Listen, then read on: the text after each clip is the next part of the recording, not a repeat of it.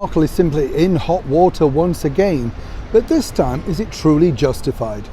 Hi, good morning, Neil Sean here in the very heart of London. Beautiful spring day today. Again, well, we're heading towards summer now, aren't we? Coming to the end of May. What happened in May? Did anything nice happen in your world in May? I'm sure it did. We're still all here. We're still all chums. And that's the best thing, isn't it? You know, we all still need to stick together. The months keep careering on by, and I don't know about you, I sort of think, what happened? Where did that time go? That sort of stuff. And of course, we can all look forward to our wonderful Platinum Jubilee celebrations. So wherever you are around the world in the next few days, I expect to see you waving a Union Jack. Oh yes. And of course, your party hat on, no doubt a bowl of jelly and custard. We could all be daft together, couldn't we? I dare risk jelly and custard in this tie. You can imagine it just go everywhere, doesn't it? I like the thick set custard as well. Oh, don't get me going, making myself hungry. Back as ever though to your breaking royal story of the day. This is a real serious story, in fact, because it's escalated.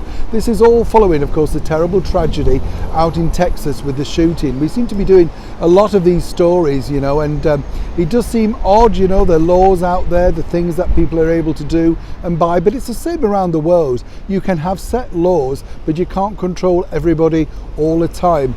I think really what we should start with is, you know, sending out our love and prayers to all those terrible people who are going through such a tough time right now. It must be horrendous for them, and not more so than the fact that the media then becomes an onslaught. You know, the world's media decided to decamp there to do stories about it.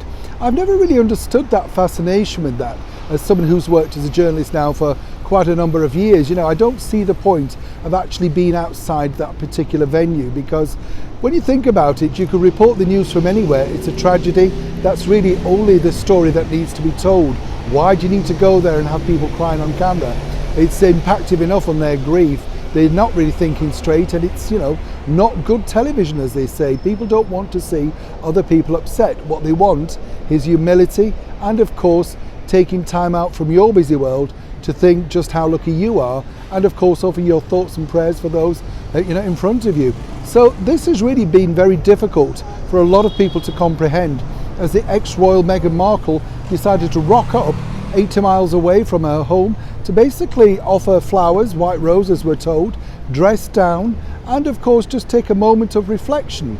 Now, as you can imagine, this has really escalated, as I say, around the world. This is days before, allegedly, Harry and Meghan are returning back to the United Kingdom to help celebrate by attending the Thanksgiving service at St. Paul's Cathedral on June the 2nd, of which I will be attending, by the way. What's interesting here is a lot of people are saying that she had a camera crew in tow and she was trying to make it all about herself. So as ever, we did a bit of investigating. What I can tell you is simply this: there are lots of crews out there right now filming it in that particular spot. And it's a terrible situation, as I say. Now, there are pictures on site of, you know, rings round saying, this is her camera, this is what she's filming it for Netflix.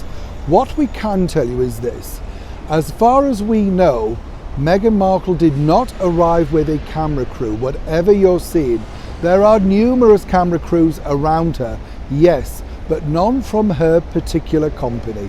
Netflix said that they didn't have a camera out that day, and as far as they're concerned, there was no one from the company with her. Now, unless she hired a freelance cameraman to do that, and that is possible, then that could be the situation. But as I say, people circling cameras saying her own camera, there are lots of cameras, and of course she's going to create news. The bigger problem is this: on that particular day, many people believe that she should have been reaching out to her own family rather than the world's family by going to visit her critically ill father in hospital out from where he lives, you know, down in Mexico way. And it's interesting, isn't it? Because it just sends the wrong message out from Meghan once again. Whoever truly is advising them on their publicity and their PR, you kind of think, why would you do this? Of course, she knew exactly the world's media would get that all-important shot. There's no two ways about it. Meghan did know she would receive publicity. So the downside of that is it's ill-judged once again. Secondly, would Miss Markle care? And thirdly, is she simply going there as a mother of two children who wants to show empathy and compassion? Whichever way you look at it, this is once again a colossal PR mistake and will do nothing to cement any sort of, shall we say, recompense within the British monarchy over here, and more importantly, Miss Markle and Prince Harry's worldwide PR. Once again, it seems that trying to do the right thing has possibly resulted in her simply doing the wrong thing on the world stage.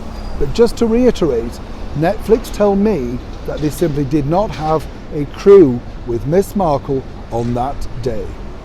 Neil Sean in the very heart of London.